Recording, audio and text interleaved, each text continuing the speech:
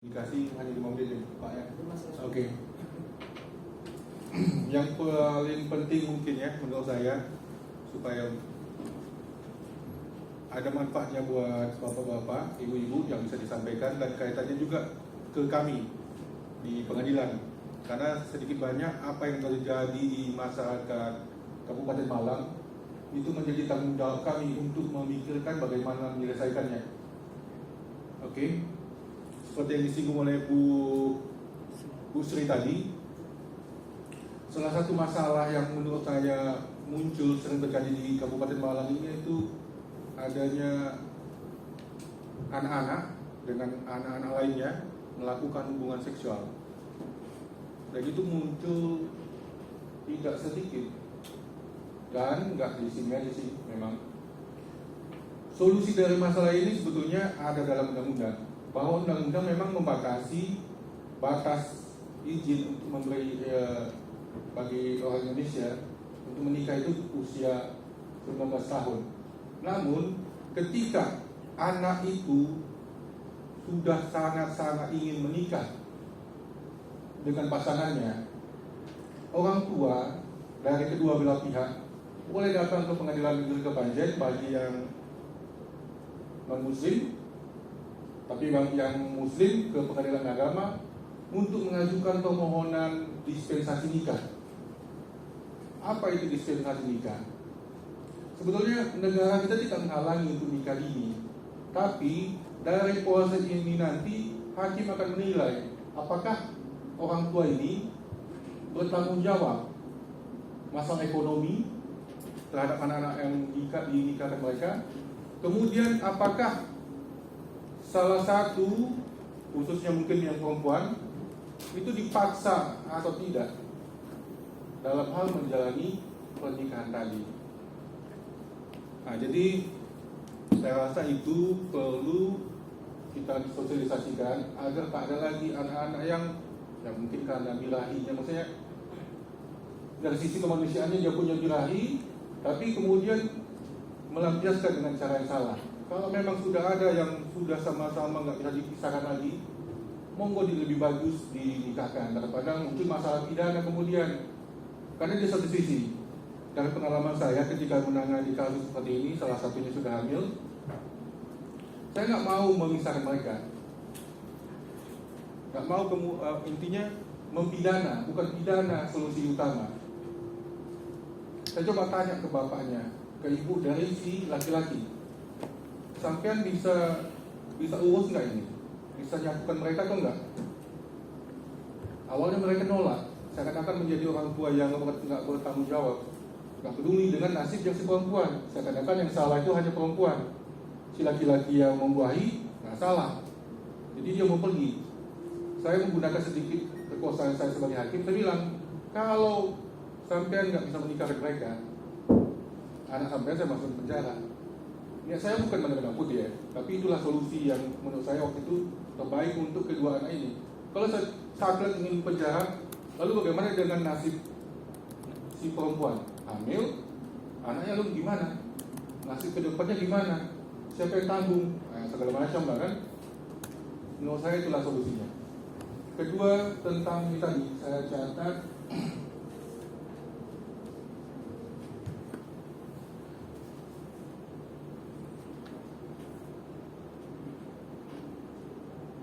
ini kaitannya dengan pertanyaan yang diajukan oleh peserta yang kemarin, Bu. Iya, silakan. Saya tengok hari ini memang beda, saya pikir masih yang kemarin. Sebetulnya relevannya dengan yang kemarin. Tapi nggak mungkin juga kita yang ada di sini nggak mengetahui sama seperti yang ditanya oleh Bapak yang kemarin. Yaitu tentang anak-anak tidak benar, tidak bisa dilaporkan, atau tidak benar tidak bisa dipidana ketika melakukan perbuatan pidana. Memang benar secara khusus di bawah umur 14 tahun ya, itu harus dikembalikan kepada orang tuanya. Karena apa yang mau diproses dari seorang anak yang masih seumuran segitu, masih sangat kecil, mentah, bahkan mungkin nggak ngerti dia apa yang telah dilakukannya. Lewat dari itu, kalaupun memang anak ini menurut bapak-bapak atau ibu-ibu nggak bisa diperbaiki orangnya, monggo dilaporkan ke polisi. Jangan menjadi polemik di masyarakat. Kemudian ya polemik berkembang menjadi sesuatu yang besar, yang menjadi masalah. Saya yakin pihak kepolisian, kaitannya juga seperti yang kita bahas kemarin, saya yakin pihak kepolisian akan menerima. Tidak ada istilah karena mereka ini suka sama suka, ya kan, atau apalah masalah nggak diproses. Saya yakin enggak. Hanya masalah yang saya ulangi mungkin seperti yang saya hadapi sendiri dan mungkin juga Pak Jaksa hadapi sendiri, ketika kami memproses seorang anak yang ancaman pidananya di bawah 7 tahun, oke, kami bisa diversi, tapi kemudian dia itu nggak boleh ditahan. Sedangkan di sini nggak boleh ditahan di sini, nggak boleh ditahan. Sedangkan tempat penitipannya nggak ada. Kalau dilepas, kemungkinan dia dipukulin oleh keluarga korban. Itu dilema bagi hakim dan sudah tentu bagi Pak Jaksa atau Ibu Jaksa. Dalam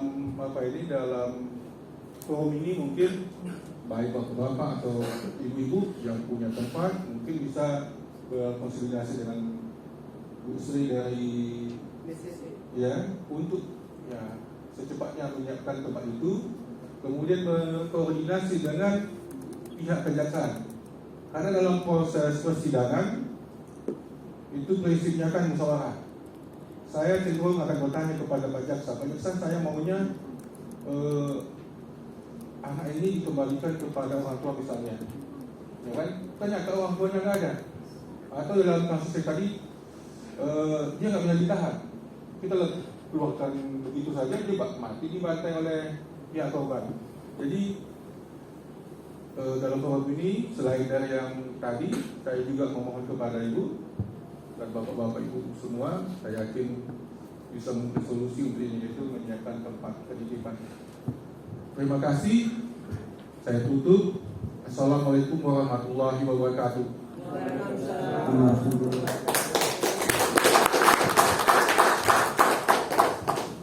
Terima kasih luar biasa sekali ya. Demikian ya yang disampaikan dari Bapak Hakim ya. Ternyata hukum itu luar biasa. Mungkin Bapak Ibu sekalian ada yang belum tahu sehingga tahu ya pada siang hari ini ya. Izin juga Pak, mohon izin hari ini kita simpan video boleh ya, divideokan ya mungkin sebagai arsip ya, karena yang hari ini benar-benar putusan sehingga barangkali nanti di-share boleh ya. Nah oke, baik. Sudah Bapak Hakim, sudah kita mendengarkan dari UPI Polres ya, yang masih muda nih, monggo Mas Rian.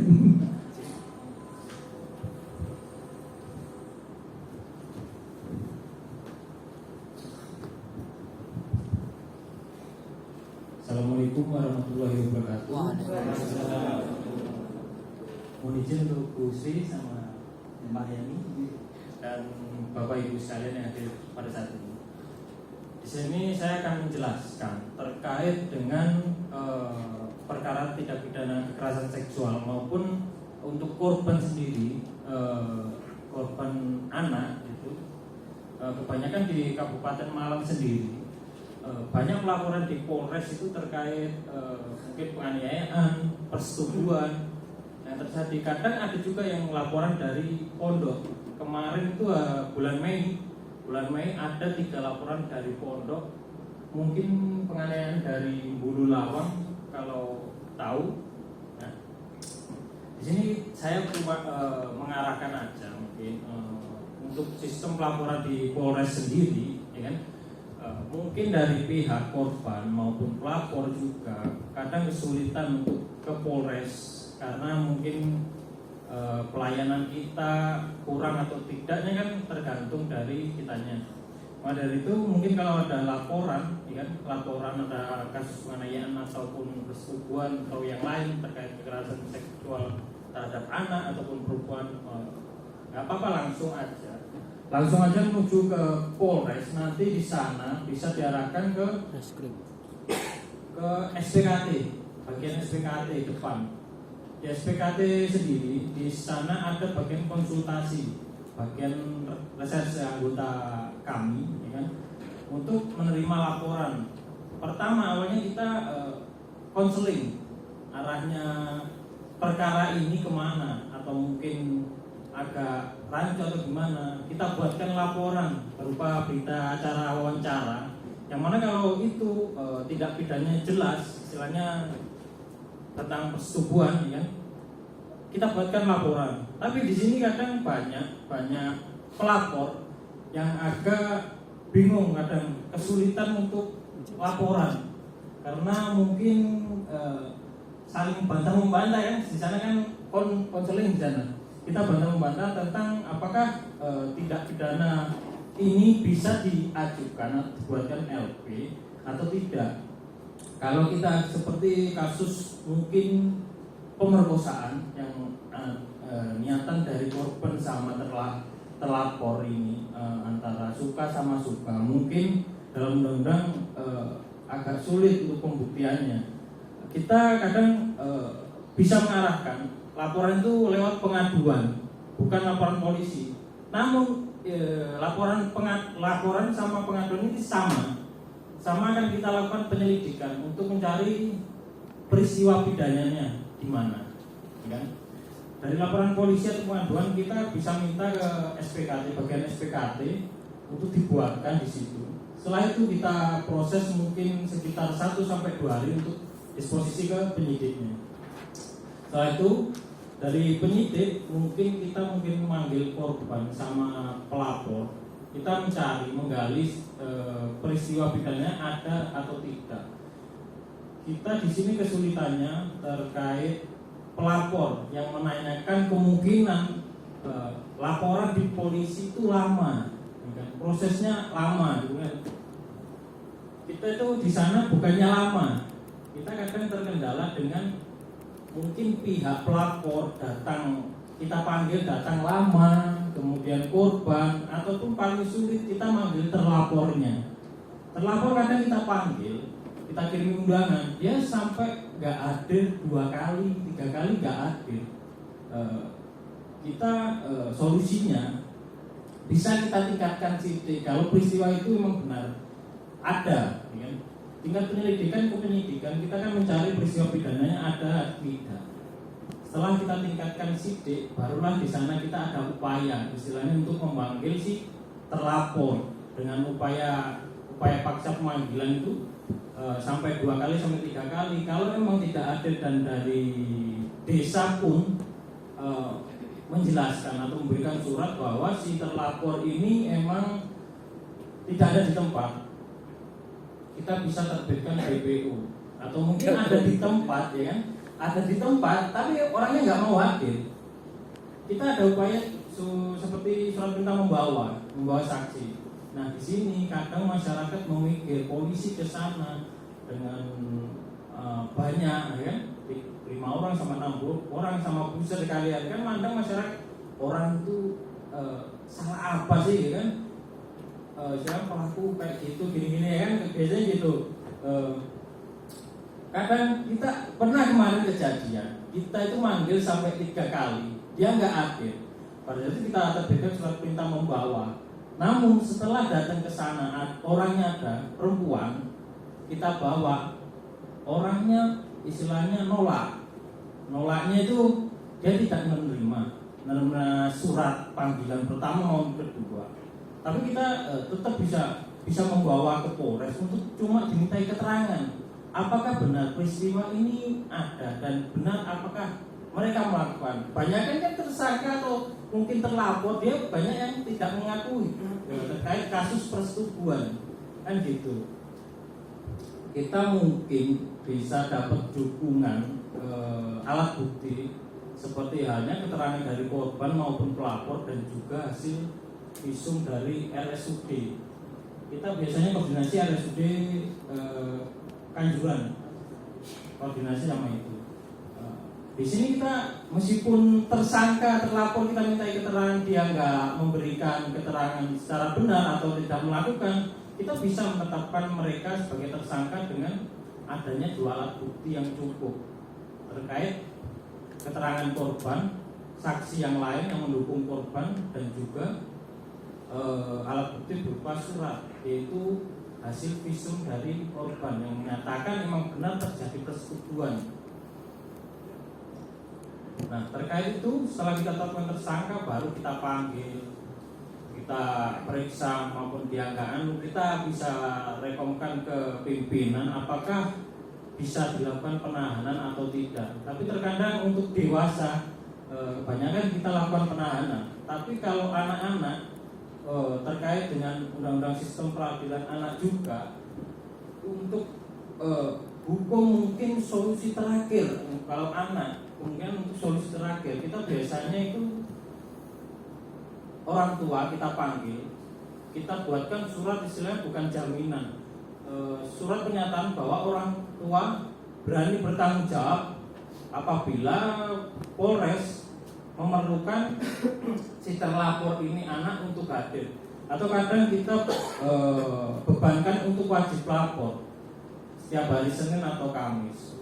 Karena kenapa kita kembalikan ke orang tua? Kita juga terkendala terkait yang Pak Hakim bilang tadi, tidak adanya tempat untuk shelter ya.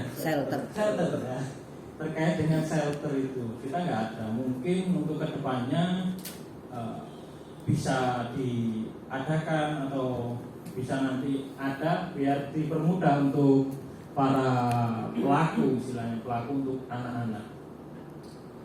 Nah, untuk sementara cuma itu yang bisa saya sampaikan, Pak. Mohon izin. Assalamualaikum warahmatullahi wabarakatuh. Waalaikumsalam. Terima kasih ya. Baik, demikian ya Bapak sekalian yang saya mengikuti Polres ya. Sekilas ya.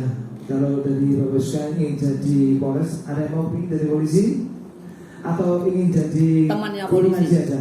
Jadi temannya polisi. Temannya polisi ya. Makanya boleh jadi temannya, tapi nggak boleh benar-benar hukum ya, nggak enak. Ayo. Baik, selanjutnya mohon izin Bapak dari Kejaksaan Pak, mungkin untuk oleh-oleh teman-teman.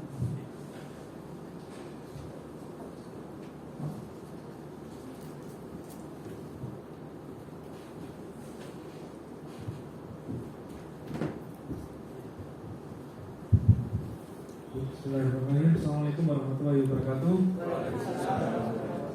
Yang terhormat Ibu Sri Wahyuningsih, ini kebetulan dosen saya kuliah, Ibu. Alhamdulillah Ibu masih sehat. Oke, Pak Jimmy, Hakim Pengadilan Negeri, Pak Kabid, dan rekan-rekan semua yang hadir pada kesempatan yang berbahagia hari ini. Mungkin sedikit kalau dari Kejaksaan tadi, dari Pak Jimmy sudah sangat jelas, dari teman-teman Polres juga sudah sangat jelas. Mungkin sedikit aja saya menyampaikan bahwa terkait dengan kekerasan terhadap anak dan perempuan ini memang sangat menjadi perhatian khusus. Jadi memang karena ada beberapa pihak yang sangat terkait. Nah, yang pertama yaitu terkait dengan korban ini wajib didampingi oleh Peksos ya, kerja sosial kalau dalam penanganan anak ya, korbannya anak. Karena begini, anak ini kan ada beberapa kriteria. Anak yang berhadapan dengan hukum ini bisa dikatakan yaitu sebagai anak saksi bisa, anak korban bisa, dan anak yang sebagai pelaku. Dalam ini kita akan mengklasifikasikan anak sebagai korban ini wajib didampingi orang tua dan pekerja sosial. Kalau anak sebagai saksi ini wajib didampingi oleh orang tua. Kalau anak sebagai pelaku ini nanti akan didampingi oleh penasihat hukum dan PK Bapas. Jadi ini yang harus kita klasifikasikan dulu, anak sebagai apa. Terus yang berikutnya yaitu terkait dengan penanganan perkara yang hubungannya dengan anak ini memang berbeda Ibu, Bapak Ibu sekalian, berbeda dengan hukum acara kita menangani perkara orang dewasa. Berbedanya yaitu secara perlakuannya berbeda, hukum acaranya berbeda, terkait penahanannya, waktu batas penahanannya juga sangat singkat.